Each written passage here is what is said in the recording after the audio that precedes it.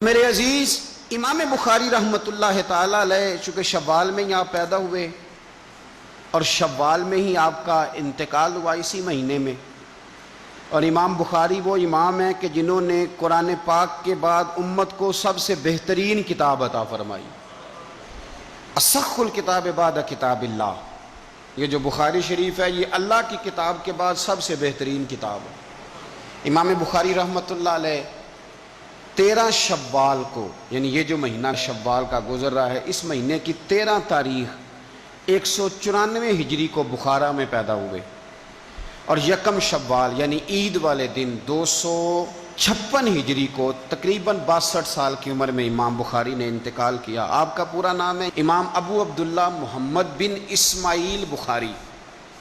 بخارا کے آپ رہنے والے تھے تو بخاری آپ کے نام کے ساتھ آتا تھا، تو کتاب کا نام بھی بخاری ہو گیا، تو اسی نام سے امام بخاری معروف ہو گئے۔ والد بچپن میں انتقال کر گئے تھے، یتیمی کا دور گزارا، اور آپ بچپن میں نابینا بھی ہو گئے۔ والدہ بڑی رو رو کے دعائیں کرتی تھی، رو رو کہ اللہ میرے بیٹے کو آنکھیں عطا فرما۔ ماں رو رو کے دعائیں کرتی تھی۔ ان کی والدہ کہتی ہیں کہ رات میں سوئی تو مجھے خواب میں حضرت ابراہیم علیہ السلام کی زیارت نصیب ہوئی، جد الانبیاء حضرت ابراہیم خلیل اللہ علیہ السلام کی زیارت ہوئی، تو فرمانے لگے بی بی تو نے بڑی دعائیں کی ہیں رب کی بارگاہ میں، اللہ تبارک و تعالیٰ نے تیرے بیٹے کو آنکھیں عطا فرما دی۔ فرماتی ہیں میں سویرے سو کے اٹھی تو میرے بیٹے کو نظر آ رہا، اللہ نے بینائی عطا کر دی۔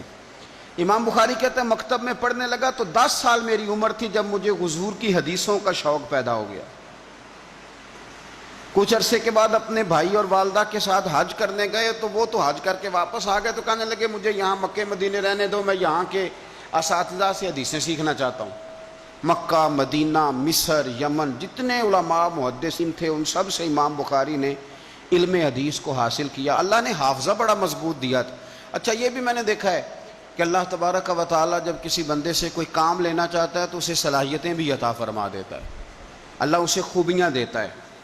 امام بخاری کو اللہ نے بڑا مضبوط حافظہ دیا۔ آپ کے ایک استاد بھائی کہتے ہیں کہ ہم اپنے استاد صاحب کے پاس حدیث پاک پڑھنے جاتے تھے، امام بخاری بھی ساتھ تھے، تو ہم لکھا کرتے تھے، امام بخاری لکھا نہیں کرتے تھے۔ 15,000 حدیثیں ہم نے لکھ لی، 15,000 حدیثیں۔